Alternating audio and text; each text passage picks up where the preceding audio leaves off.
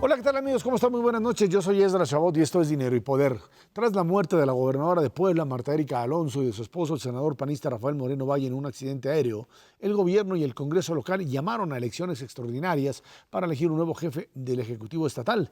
Son 3 los aspirantes: Miguel Barbosa, de Morena, Partido del Trabajo y Verde Ecologista; Enrique Cárdenas Sánchez, del PAN, PRD y Movimiento Ciudadano; y Alberto Jiménez Merino, del PRI. La candidatura de Barbosa, quien compitió en la elección anterior, ha sido criticada desde afuera y el interior de su partido, y hablan de prácticamente una imposición por parte de la presidenta de ese partido, Yetko Polensky.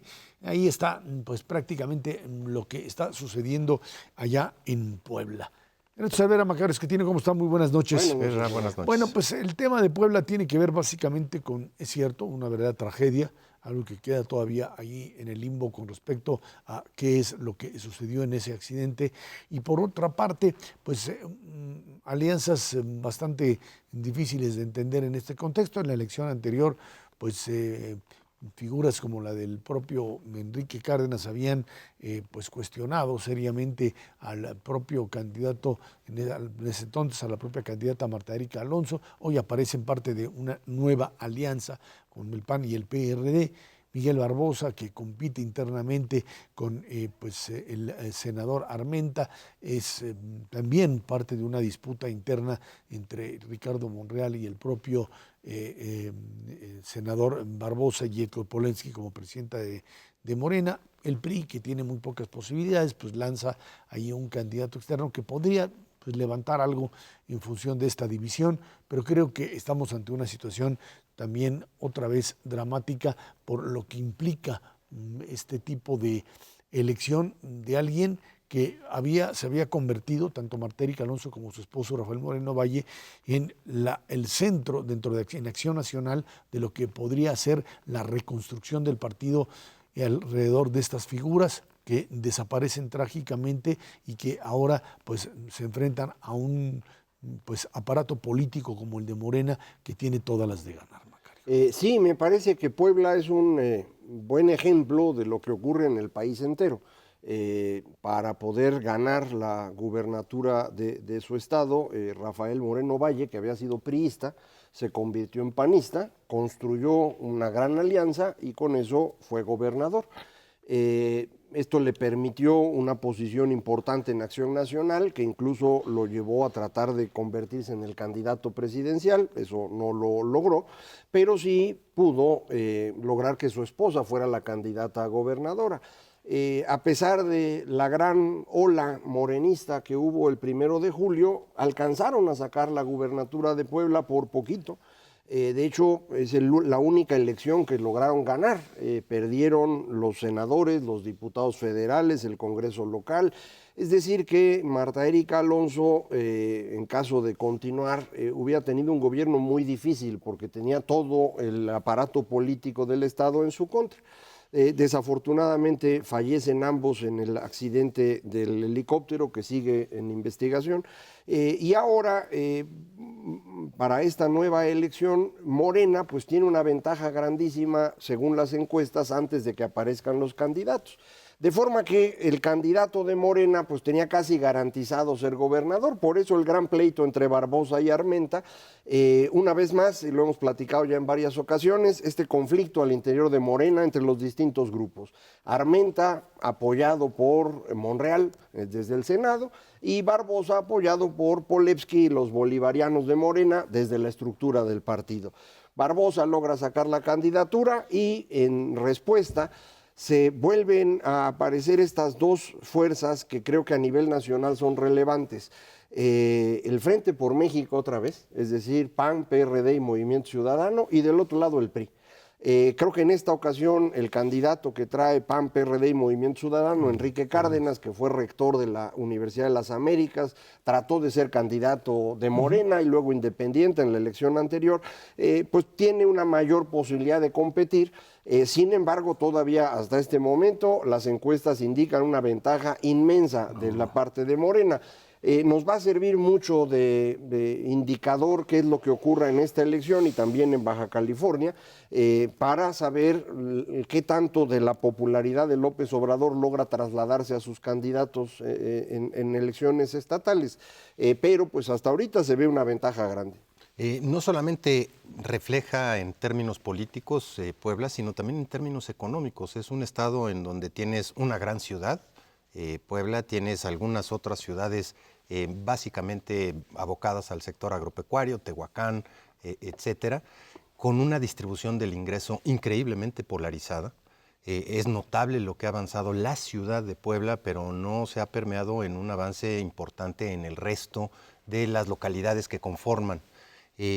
Yo creo que va a ser mucho más cerrada la pelea en la ciudad de Puebla de lo que uno podría esperar, porque Enrique Cárdenas, pues sí, tiene un prestigio y un nombre, pero pues creo también que va a ser difícil que pueda alcanzar, en términos de la distancia que ya existe respecto de Barbosa, si no aprende muy rápidamente a hablarle al pueblo, al resto del estado de Puebla.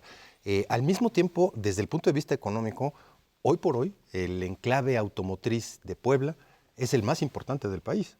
Ahí se le va acercando Coahuila muy rápidamente y lo va a rebasar, pero de todas maneras tienes esta polarización también entre sectores de actividad en donde lo preponderante sigue siendo comercio y servicios, como en todas las entidades del país, pero en donde una parte dramáticamente, yo te diría sustantiva del Estado, es precisamente el sector automotriz, en combinación pues con un sector muy moderno en la parte agropecuaria, específicamente en el sector productor de huevo, y agricultura tradicional de increíblemente bajos recursos y pauperización brutal. ¿Cómo generas un plan para acomodar todos los intereses? Se ve difícil para los tres candidatos, eso es sin duda alguna, pero esa es la historia que ha venido viviendo Puebla desde hace un buen rato. ¿Quién le puede hablar a todas estas polarizaciones ubicadas en un mismo estado llamado Puebla? Son esencialmente como tres regiones grandes en Puebla. Una es la ciudad con una expansión, incluso hasta Tlaxcala, y en donde está toda esta industria moderna. La ciudad de Puebla es hermosa, Cholula, ha ido creciendo de manera espectacular. Esa parte también la ganó Morena en la elección de julio. Es decir, la alcalde de la ciudad de Puebla fue elegida por Morena. Lo que yo he visto es que la gente ya se enojó porque no funciona muy bien. Este es el tipo de cosas que pueden modificar un poco la elección y que van a servir de ejemplo. Y las otras dos regiones importantes de Puebla, una es la sierra, en donde las ciudades importantes ahí son Teciutlán o Huauchinango, pero pues son, como dice Ernesto, de agropecuario, de pueblitos, pues digámoslo así. Y en la parte de abajo, prácticamente terminando la meseta mixteca y siendo pues el centro con el que se conectan al resto del mundo, está Tehuacán, que además tiene esta producción avícola importante, especialmente huevo, pero es esencialmente el centro comercial de la Mixteca hacia el centro del país. Se mueven diferente. Se necesitan discursos distintos en los tres lugares. Yo coincidiría con Ernesto, puede ser que en la zona de Puebla, Cholula, Tlaxcala, esta región, Enrique Cárdenas pueda tener un buen discurso, pero tiene que ir a los otros lados a ganar, y ahí sí va a tener que hablar diferente, ojalá se le ocurra cómo, digo, por su beneficio, pues. Ahora, cuando se habla directamente del tema Puebla, de la primera elección, ya sería la primera elección extraordinaria dentro del gobierno de Andrés Manuel López Obrador, se está hablando de hasta dónde la figura también del presidente entra en juego aquí. Por supuesto que en la elección anterior habíamos visto a Morena crecer en función del papel o la fuerza que traía López Obrador, que incluso hay que recordar esta idea de la revocación de mandato que está impulsando el presidente, lo hace porque insiste en que él quiere aparecer porque sabe que su figura es una figura muy reconocida, muy positiva y que por ello quiere estar en la boleta prácticamente del 21. Vamos a ver qué pasa en esta elección. Esto es importante porque el presidente no va a estar haciendo campaña, por supuesto, en esta zona, pero yo creo que todavía la idea de una relación estricta entre el ciudadano o el poblano y la figura de López Obrador estará allí presente de un lado y de otro. O sea, uno no puede pensar que el tema de Puebla se va a decidir solo y únicamente por una dinámica interna de Puebla, que si el tema de la gobernadora o la fuerza de los morenovallistas, etcétera. Hay que recordar que en Acción Nacional hay también una fractura muy, muy grande, que anteriormente pues estaban cohesionados en función del grupo de Moreno Valle, que ahora pues esto ha generado prácticamente la desaparición de ellos, también una fractura al interior por disputas por el control, y en función de ello, bueno, pues vamos a ver esto, hasta dónde la fuerza del presidente de la República está allí presente, hasta dónde la división está y funciona, y hasta dónde Enrique Cárdenas puede otra vez pues aglutinar a perredistas básicamente y panistas en torno a un solo candidato y no a un proyecto definitivo, ¿no? Creo que sería importante. Yo creo que a lo mejor no nos gusta, pero lo que sigue definiendo la política en México es el PRI. En sus distintas reencarnaciones. El PRI solito así, pues ya es chiquitito, pero buena parte de los priistas se movieron hacia el PRD y luego a Morena, otros directamente a Morena. Alrededor del señor Barbosa, es decir, de la candidatura de Morena, pues han aparecido varios exgobernadores priistas, creo que el más conocido es Mario Marín, pero hay varios que están ahí haciendo su lucha. Son disputas entre grupos políticos de la entidad que tienen décadas y que se hacían antes dentro del PRI y ahora se hacen afuerita. No sé cuántos de estos personajes se hayan movido a tratar de apoyar ahora al candidato Cárdenas. Sí, muchos de ellos habían estado con Moreno Valle, pero no sé si los puedan jalar, es poco probable, y no es exactamente esta disputa al interior del PAN, sino el viejo PRI reacomodándose otra vez.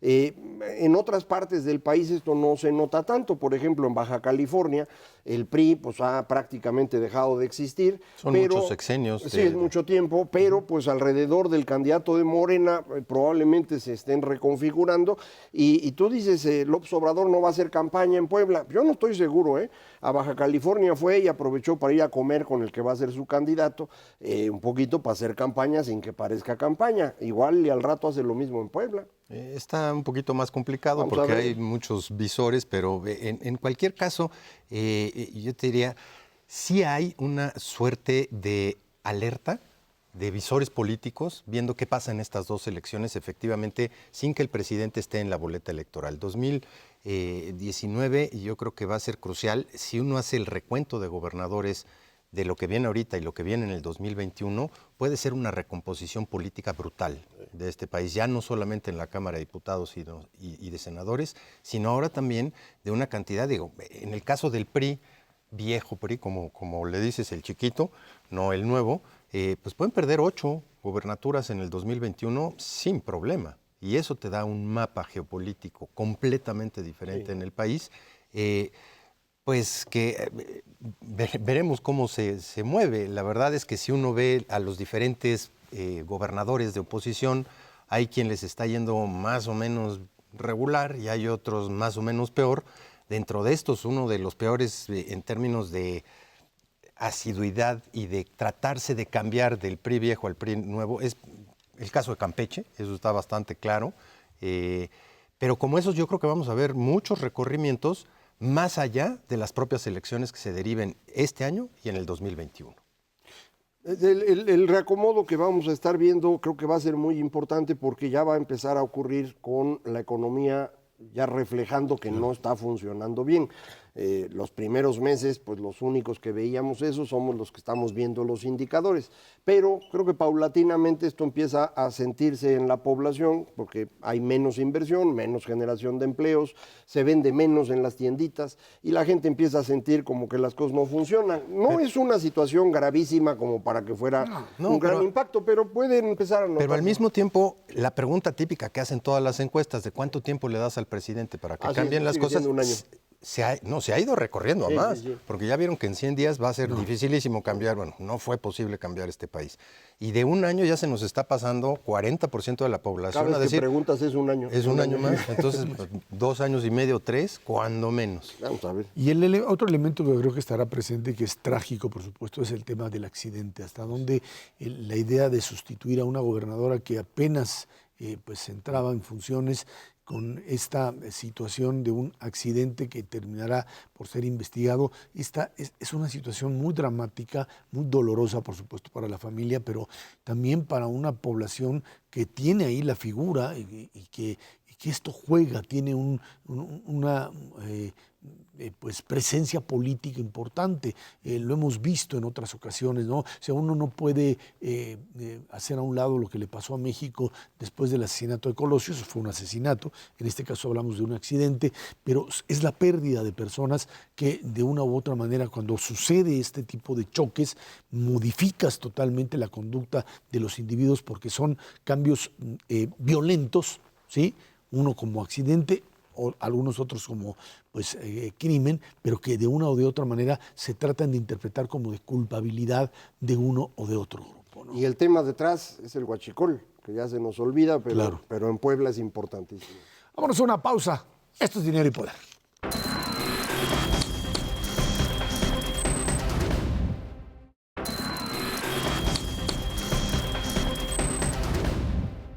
En los primeros 3 meses del gobierno del presidente López Obrador, diciembre, enero y febrero, de acuerdo al Observatorio Nacional Ciudadano, hubo 13.025 homicidios dolosos. Esto significa 13% más en relación con el mismo periodo del año pasado, que lo convierte en el trimestre de inicio del gobierno más violento en los últimos 18 años. Lo cierto es que estas cifras podrían interpretarse como una inercia de los años anteriores, pero también es cierto que el combate a la inseguridad es una tarea titánica para el gobierno que inicia. Haber pretendido lanzar la idea de que pues con el cambio de gobierno se terminaba el tema de la inseguridad, era imposible, más aún con el deterioro que se traía del último año del gobierno de Peña Nieto, en donde, de verdad, yo creo que uno de los factores también que incidió en esta debacle del priismo fue que pues, lo que en los primeros 3 o 4 años del gobierno de Peña Nieto habían conseguido, 3, el cuarto ya empezó el deterioro en el tema de la seguridad,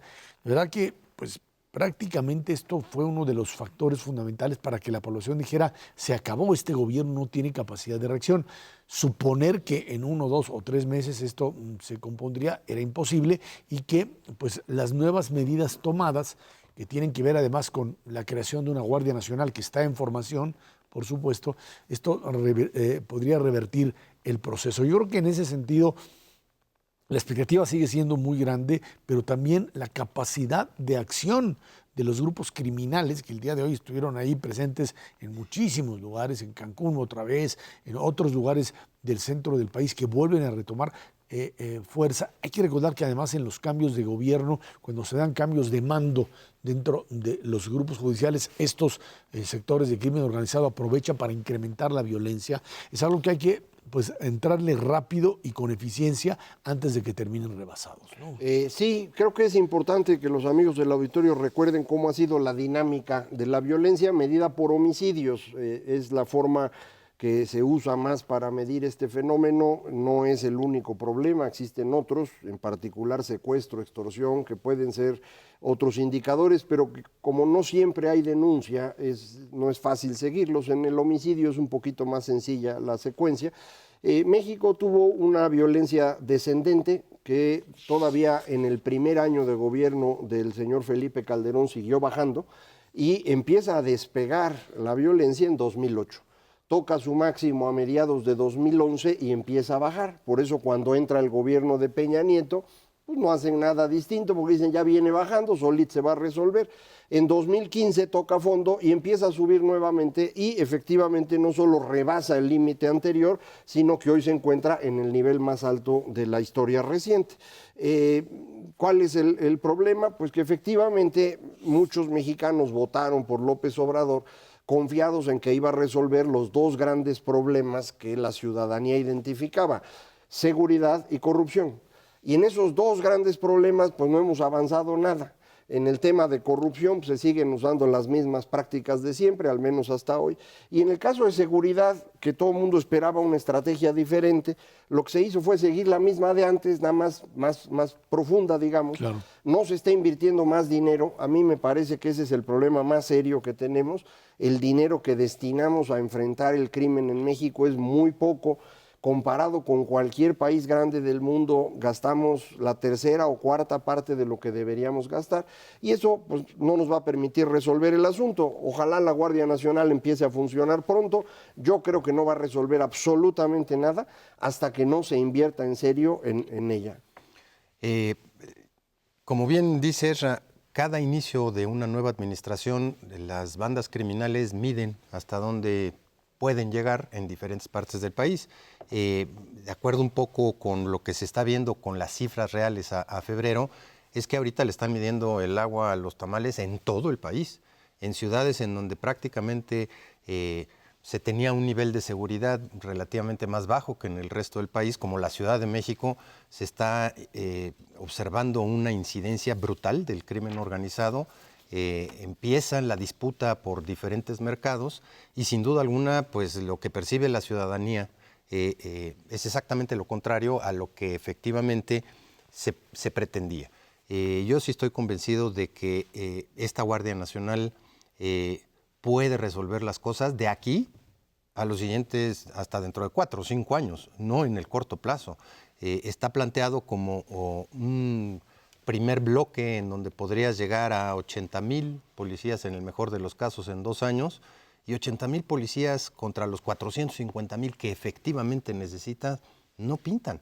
Estarías a una tercera parte de lo que verdaderamente requieres en este país.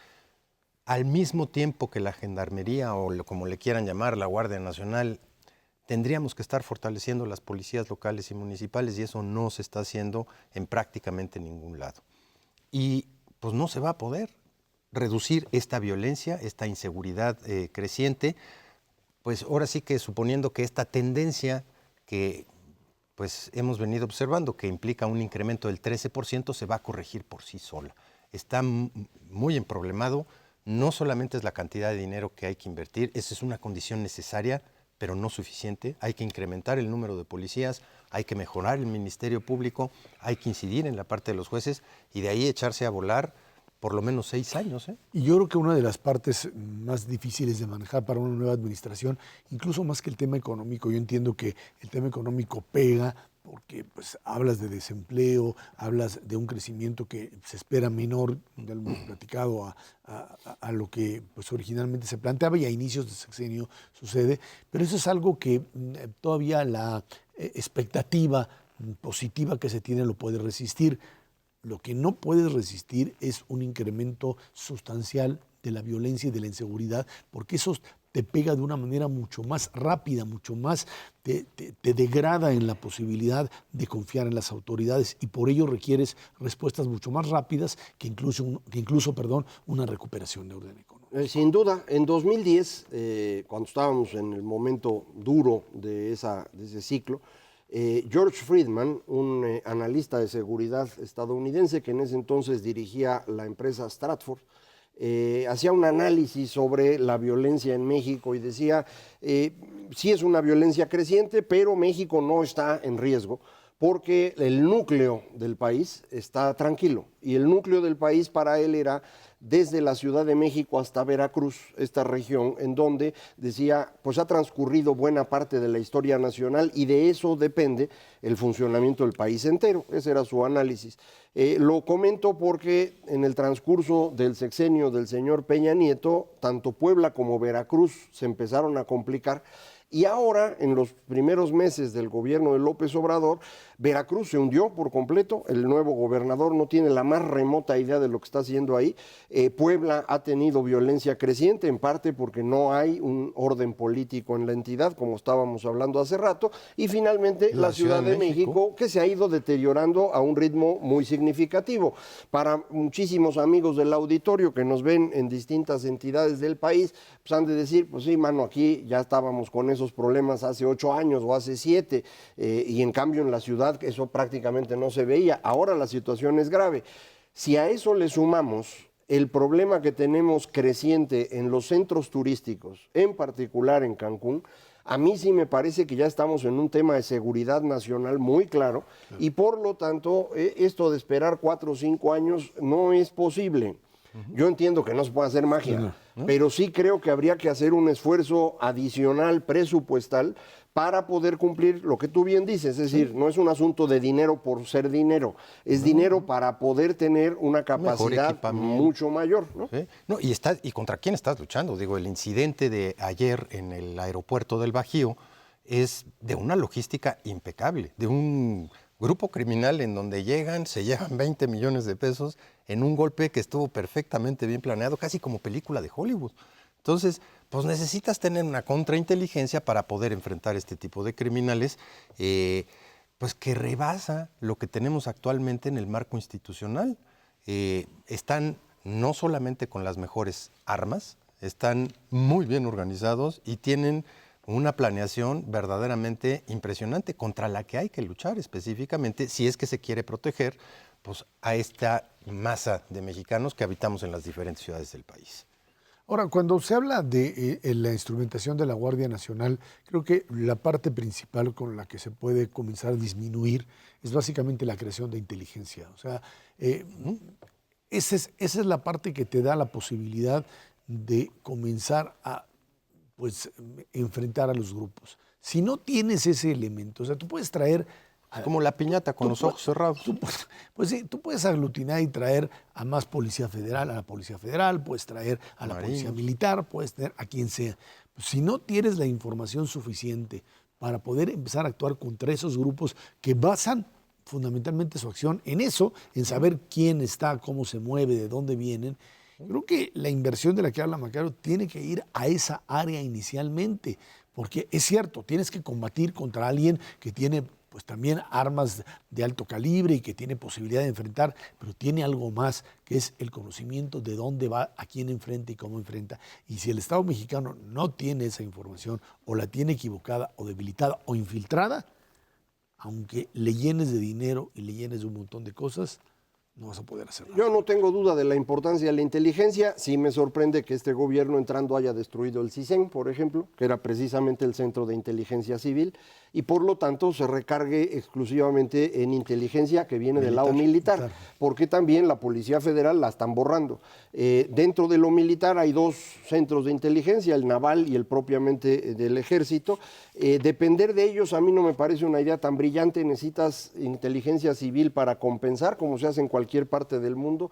Nos han ayudado mucho los estadounidenses en estos temas porque es algo que les importa, pero eso también se rompieron relaciones en muchos grupos, tanto por culpa de Trump como del gobierno mexicano con Peña y me imagino ahora con el señor López Obrador. Pero ese es el tema relevante, yo no tengo duda, pero pues si destruyes las capacidades del Estado, volver a construir sistemas de inteligencia... Lleva muchos años. Así es, no es para mañana. Yo espero que lo tengan a recuperar porque de lo contrario va a ser prácticamente imposible. Ahora vamos a una pausa y de regreso hablamos precisamente Poder Judicial, otra de las áreas a reconstruir. Esto es Dinero y Poder.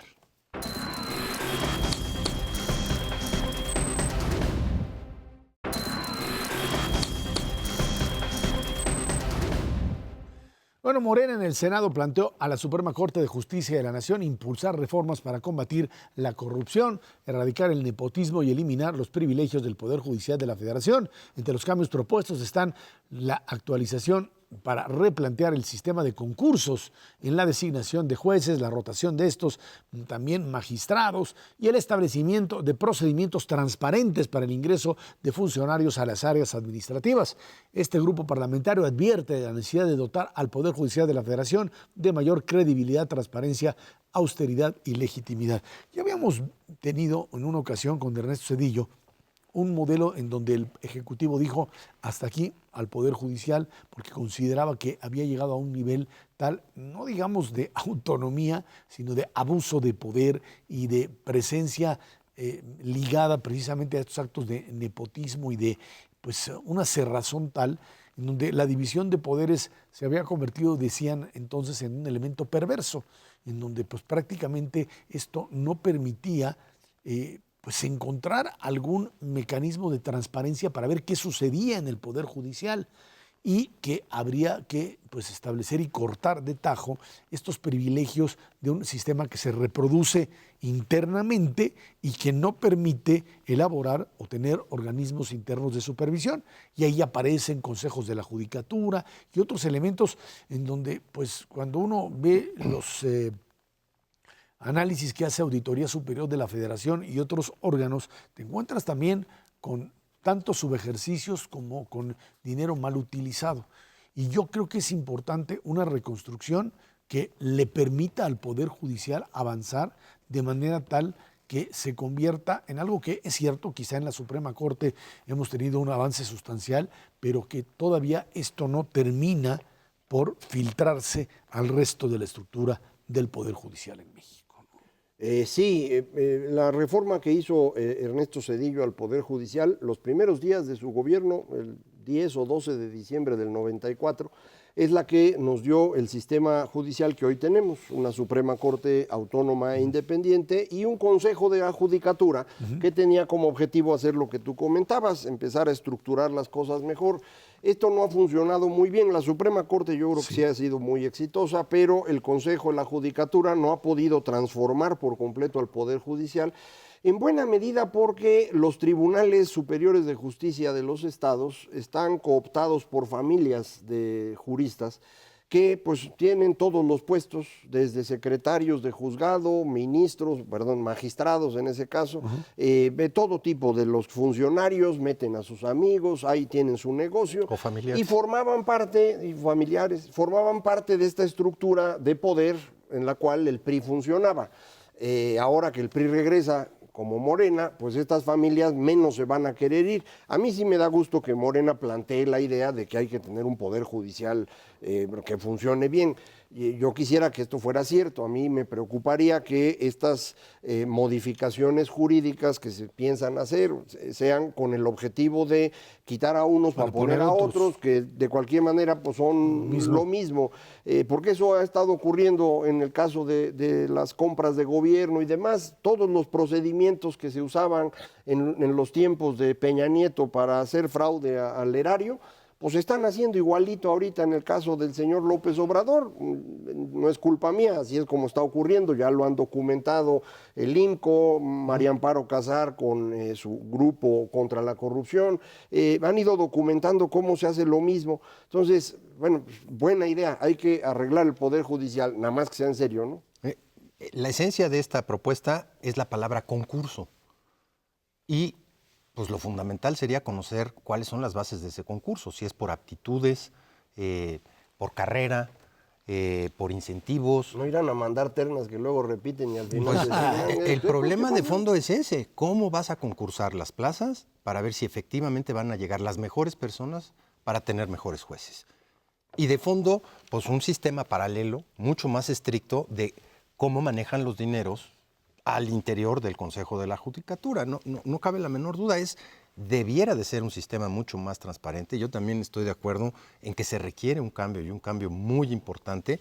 La corrupción invade todas las áreas, eso lo tenemos que tener clarísimo, desde el gobierno federal, la parte empresarial, claro, el judicial, la Cámara de Diputados, y este tipo de reglas deberían de ser claras, transparentes, para seleccionar efectivamente a los mejores. Y sobre todo, pues, ¿quién los va a escoger una vez que se definan los criterios? Si va a ser a través de ternas, si va a ser directamente, si los aprueban o no la Cámara de Diputados, los senadores, porque si los empiezan a aprobar los propios jueces, pues lo que hace es perpetuar permanentemente este mismo sistema. En esta lógica, los dos nombramientos que ha habido en la Suprema Corte de Justicia, pues fueron así. Es el mecanismo con ternas, envió una terna al presidente donde fue elegido un ministro, y luego volvió a mandar prácticamente la misma terna de donde salió elegida la ministra.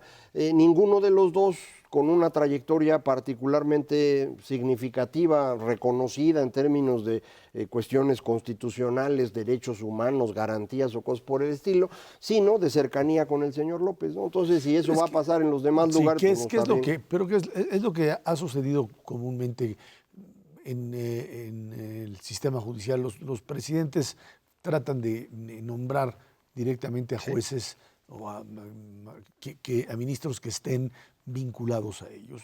Y también sucede en los Estados Unidos y en otros países en donde se trata de tener cierto tipo de cercanía. El problema no es quién te nombra, sino finalmente el tipo de actuación que tienes, si esta es autónoma o no, y yo me voy a eso. Yo creo que el tema no es la persona la que sea nombrada, sino los mecanismos de control que se tengan sobre ella. Porque siempre uno no va a ver un tipo totalmente neutral y totalmente... No existe, ya lo sabemos. Puede haber mayores o menores mecanismos de control sobre la figura a la que quieres poner como juez, pero lo que de alguna manera contiene el abuso o la ignorancia o la falta de capacidad de uno u otro son instrumentos de vigilancia interna que te digan, no, esto que está haciendo no funciona, a este ya lo pesqué obteniendo dinero ilícito y va para afuera, lo que tendría que haber hecho en muchas ocasiones. Esta idea de reforzar la institucionalidad del poder es lo único que te puede garantizar que figuras que llegaron ahí por X razones, que no se puede controlar, acuerdos políticos, gente que uno pensó que tenía las capacidades porque las cartas... No. Y luego resulta que en ese puesto no funciona. ¿Qué es lo único que te lo puede contener? Eso. Hoy en los Estados Unidos al señor Trump lo han podido contener estructuras institucionales y por eso el país sigue funcionando. Y eso es lo que tenemos que construir. Y no solamente con los jueces, también con los organismos autónomos de este país, porque a final de cuentas tienen exactamente esa funcionalidad, vigilar por los intereses del pueblo de México, no bajo un mecanismo institucional en donde, pues, te puedes equivocar en la designación de un presidente de algún organismo autónomo, pero deben de existir los mecanismos para que no sea sujeto de permanente coerción para ejercer sus funciones. Es precisamente para eso, para lo que uno construye instituciones, es decir, reglas que permitan mantener funcionando la sociedad cuando te vas a enfrentar a personas que no son honestas o que no son muy inteligentes. Si todo el mundo fuera inteligente y honesto, pues no necesitaríamos reglas de ningún tipo, para eso son. Acá el fenómeno que hemos tenido es que las reglas en México nunca han logrado aplicarse bien, la gente no cree en las reglas. Y cuando digo la gente me refiero a todos los mexicanos, incluyendo a quienes forman parte de esto. Los que trabajan en el Poder Judicial, todos por definición son abogados, tienen que serlo. Y hay un espíritu de cuerpo entre los abogados que luego los hace defender personas que no deberían defender, porque pues ponen por delante esta idea de que no se puede manchar la trayectoria de la disciplina que ellos estudiaron. Yo creo que los jueces cuando actúan mal hay que castigarlos de inmediato. Los amigos del auditorio recordarán cuando en 2009 el presidente Calderón detiene a una cantidad importante de funcionarios de alto nivel del estado de Michoacán, incluyendo presidentes municipales, y luego un juez lo suelta. Y ese juez es eventualmente encontrado culpable, pero para que eso se lograra tardó años, y era el presidente de la República que enfrentaba a un juez, y no podía hacerlo porque pues, se defienden. Entonces sí creo que necesitamos hacer un esfuerzo muy grande para que esto se vaya resolviendo y no es únicamente que el presidente quiera, es muchísimas áreas. La corrupción es un fenómeno global y sí, señores, es un fenómeno cultural, aunque no les guste que se los haya dicho Peña Nieto. Es un fenómeno cultural que además se combate no solamente, pero sí se combate mayoritariamente con estructuras institucionales, con organismos y mecanismos que puedan pues, evitarlo, que puedan disuadirlo de que si tú lo haces te voy a pescar, si no hay, y vas a pagar, si no hay ese mecanismo disuasorio, sí, no existe. Simple y sencillamente aquí y en Noruega existiría el mismo incentivo para robar. Y ahí te va la cerecita del pastel. Conforme se va sofisticando este país y vas generando nuevas áreas, no basta con que seas abogado y tengas una trayectoria. Te pongo un ejemplo muy específico, competencia económica. Puedes tener casos tan complicados en materia de la demanda de una empresa contra otra empresa en el seno de la Comisión Federal de Competencia Económica que tienen que llegar a un juez y luego ese juez, además de todo lo que ya dijimos que tiene que cumplir, tiene que saber profundamente de cuestiones económicas. Y como esa área, hay muchas otras en el país es encima de todo un fenómeno muy complejo en el que intervienen muchísimas áreas y habrá que tomarlo en cuenta si es que queremos específicamente pues, reformular esta ley para garantizar no solamente la parte de corrupción o de buena preparación, sino de verdadera especialización entre los jueces que necesitamos. En todo caso, cuando se habla de división de poderes, de lo que se está hablando es simplemente de evitar que un poder se adueñe del otro. Correcto. Pero que los poderes tienen que garantizar, cada uno de ellos, que el otro funcione correctamente, porque si no es así, entonces cada uno de estos poderes termina erigiéndose en un poder no solamente autónomo, sino un poder dominante que hace lo que quiere, independientemente de lo que haga el otro, y terminas destruyendo al Estado. Vámonos a una pausa y de regreso, finanzas públicas, otra vez el problema de los dineros en este país. Esto es Dinero y Poder.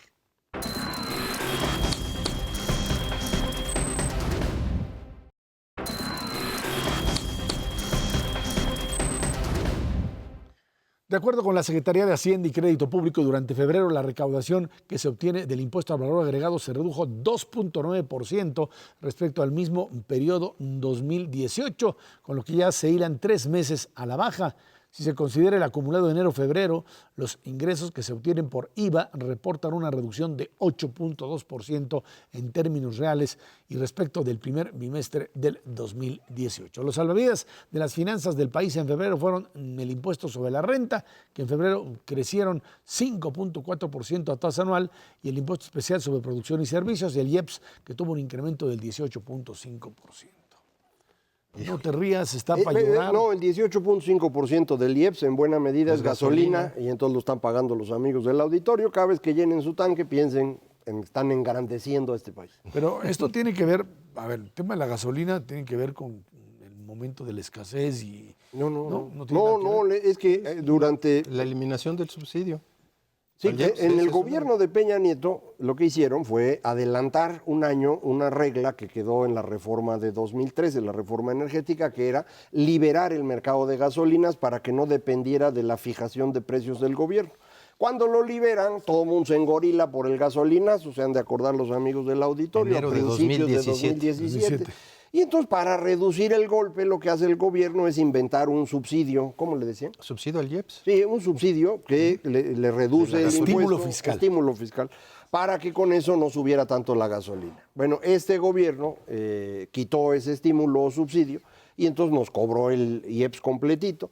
Justamente lo hacen poco después de que haya desabasto. Entonces yo creo que la gente dice, bueno, pues si me van a cobrar la gasolina 22, es mejor a que no haya. Entonces, pues sí se las pago. Pero poco a poco se fueron enojando y entonces el gobierno tuvo que volver a poner el estímulo. Lo puso en marzo, ¿no? Sí. Entonces ya para marzo ya estos números ya no se van a ver. Perdón por tanta explicación. Ahora, lo que verdaderamente preocupa es la evolución del IVA, porque el IVA sí refleja qué es lo que está pasando con la economía en su conjunto. Una disminución de esta naturaleza, 8.2% en el primer bimestre del año, sí está reflejando una disminución sensible de la actividad económica, especialmente en aquel sector que constituye el principal motor de crecimiento económico, que es el consumo. Ahí es en donde no hay tutía, tú compras y el impuesto al valor agregado se paga en el momento, a menos que quites la economía informal. De todas maneras, en ese sector en específico te está mostrando una disminución sensible. Si hay algún problema, un indicador adelantado específico importante de cómo va la evolución económica, es precisamente la recaudación de IVA, porque ahí están metidos todos los sectores de actividad económica del sector formal de la economía mexicana. No es un buen augurio en términos del crecimiento económico, pero desde luego tampoco es un muy buen augurio para las autoridades hacendarias en términos de lo que se viene en el resto del año.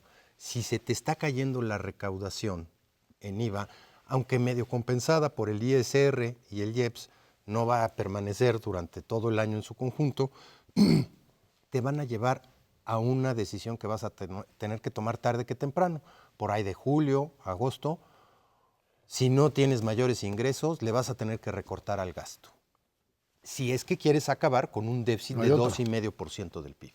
Y ahí es en donde creo que va a empezar a crujir pues el caparazón completo que tiene hoy por hoy Hacienda. ¿A qué le recorto y cómo le recorto para poder cumplir con la meta de un déficit fiscal de 2,5%? Ahora que presentaron los precriterios a inicios de mes, Hacienda pues, modificó su estimación de crecimiento, eso todo el mundo lo vio, incluso lo platicamos aquí, pero también al reducir su estimación de crecimiento y con estos datos, lo que Hacienda dijo es, pues no nos va a alcanzar y entonces vamos a tener que reducir el gasto, este ajuste al que tú te refieres, a 120,000 o 121,000 o 120,000 millones de pesos que van a tener que dejar de gastar.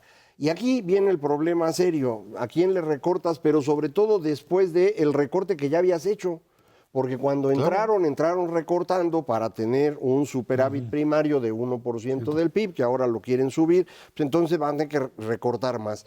Aquí tenemos problemas porque pues ya no nos está funcionando el gobierno. Es decir, yo honestamente creo que salvo a la Secretaría de Hacienda, todo lo demás del gobierno federal es una tragedia espantosa. En economía no saben cómo negociar el TEMEC y están eso jugando, ya se pasó a relaciones exteriores. Están jugando con los aranceles, sí, porque perdimos al equipo negociador más importante del mundo porque lo corrieron. En salud quitaron el tamiz neonatal y no hay medicinas y no hay material de curación. En trabajo lo que ahora tenemos son huelgas en abundancia. En donde voltees a ver, esto no está funcionando y les van a quitar dinero, pues van a funcionar menos, ¿no? Pero el tema tiene que ver otra vez con la posibilidad de echar a andar un gasto público que dicen todavía no se ejerce en su totalidad, hay subejercicios y digamos que todavía cabría la posibilidad de pues poder mitigar, digamos, este tipo de caídas todavía con un gasto público que no se ejerce. Y esta podría ser, digamos, la parte positiva en donde por esa parte podría estar garantizando un crecimiento a 1.2, 1.3% o 1%, garantizando, evitando esto, porque hasta puedes seguir recortando. El problema es que si recortas a un nivel todavía mayor, terminas por paralizar todo. Y entonces entras en una dinámica de pues, recesión económica con menor empleo y al mismo tiempo un problema muy, muy serio de generación de impuestos, o sea, de financiamiento para el gobierno y una presión adicional para lo único que te queda, que es endeudarte. A ver, históricamente, ¿cuál es el gasto susceptible de recortar? ¿Cómo le ha hecho el gobierno en sexenios anteriores? Lo hizo Francisco Gil, lo hizo José Antonio Meade, lo hizo Agustín Carstens, lo hicieron todos los secretarios de Hacienda. El gasto de infraestructura. Es en donde tienes colchón, no vas a recortar el gasto social, ahí están tus banderas, ahí está el reclamo popular. Sería imposible prácticamente en este país recortar el gasto social. Pues entonces, ¿qué es lo que nos viene hacia adelante? ¿Le vamos a recortar a qué? A la refinería de Dos Bocas, al Tren Maya, al aeropuerto de Santa Lucía.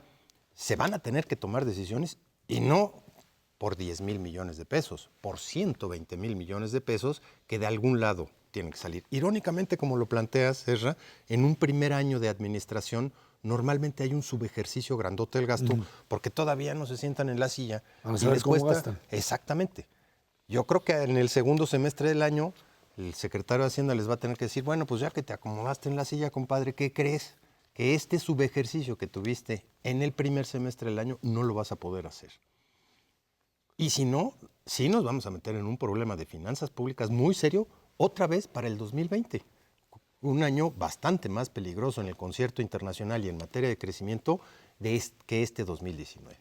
Ahora no vino nuestro colega Mauricio con su teoría del reguilete o de la espiral, ¿te acuerdas? Una teoría que nos platicó el otro día, que es esencialmente lo que tú decías. Si vas a gastar menos, pues entonces el impacto en la economía es menor, por lo tanto vas a crecer menos, se recauda menos, tienes que gastar menos y todo se hace así para abajo, ¿no?